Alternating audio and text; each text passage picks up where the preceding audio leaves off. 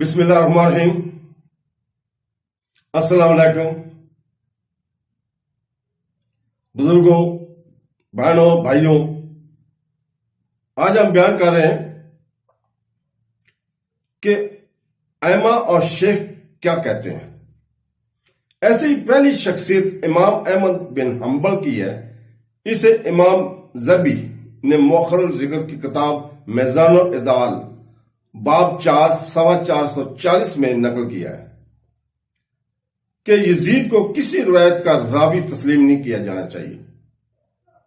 اس کے علاوہ خود امام ذہبی اسی صفحہ پر جہاں وہ امام حنبل کے حوالہ دیتے ہیں کہتے ہیں کہ یزید کی امانت پر اعتراض ہے، اس لیے اس سے کوئی روایت قبول نہیں کی جانی چاہیے۔ کیا ایسے غیر معتبر شخص کو کبھی امیر المومنین کہا جا سکتا ہے؟ امام حنبل نے نہ صرف لوگوں کو یزید کی کسی روایت کو قبول کرنے سے منع کیا، بلکہ انہوں نے اپنی کتاب الاناف بجل اشرف صفحہ 63-64 میں امام حسین رضی اللہ تعالیٰ عنہ کو شہید کرنے پر یزید پر لعنت بھیجی ہے۔ دوسرے عالم شیخ محمد عبدہ ہے۔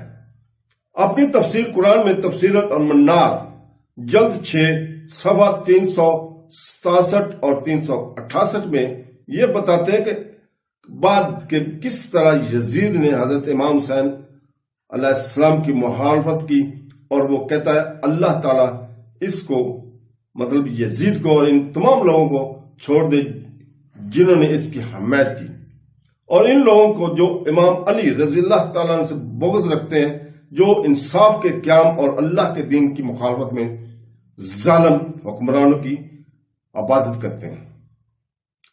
تیسرا ماخذ امام شوکاتی ہیں۔ اپنی کتاب میں لکھتے ہیں جلد 7 صفحہ نمبر 362 میں حضرت امام حسین علیہ السلام پر الزام لگانے والوں پر تنقید کی، یزید کی مخالفت کرنے پر وہ یزید اور اس کے والد معاویہ دونوں پر ان الفاظ میں لعنت بھیجتے ہیں، اللہ ان پر لعنت کرے۔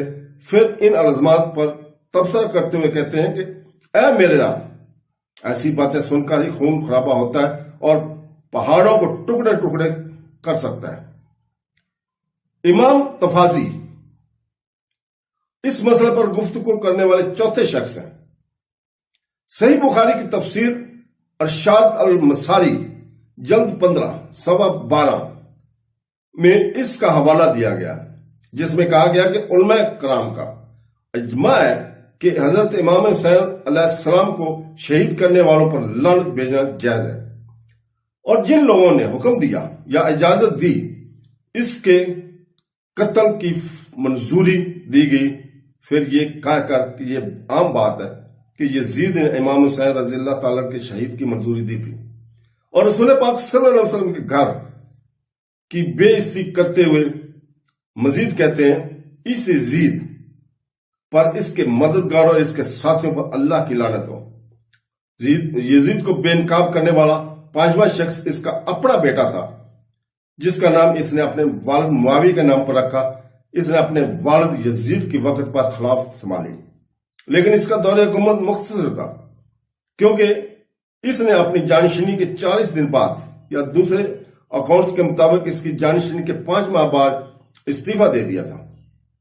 دستبرداری کے وقت وہ ممبر پر تشریف لے گئے اور ایک خطاب دیا، جس میں دیگر باتوں کے ساتھ ساتھ اپنے دادا معاویہ بن ابی سفیان کے درمیان ہونے والے جھگڑے کے بارے میں بھی بات کی، اور وہ شخص جو ان سے بہتر تھا اور باقی تمام جسموں سے، یعنی امام علی رضی اللہ تعالیٰ عنہ، اور اس کے بعد اس نے اپنے والد یزید اور اس کے تمام برے اعمال کا ذکر کیا، اور کہا کہ اس میں وہ صفات نہیں تھیں جو محمد صلی اللہ علیہ وسلم کی امت کے خلیفہ کے لائق تھیں۔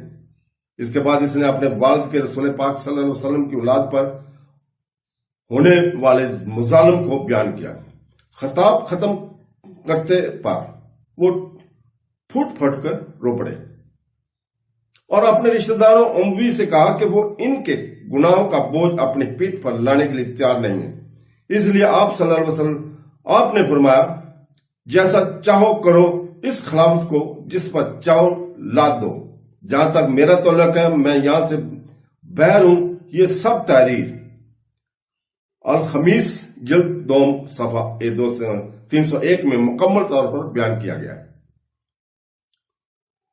آپ وہاں ہیں، یہ سب پڑھ کر بہت کچھ چھوڑنے کے باوجود کیا آپ اب بھی یزید کو امیر المومنین تصور کریں گے؟ کیا آپ اب بھی ایسا کریں گے جس سے کہ اپنے بیٹے نے اسے یہ لقب حاصل کرنے کا اہل نہیں سمجھا؟ اسے کون بہتر جانتا ہے، اس کا بیٹا یا کوئی بہر والا؟ اس کا فیصلہ میں قاہرین پر چھوڑتا ہوں۔ اللہ حافظ۔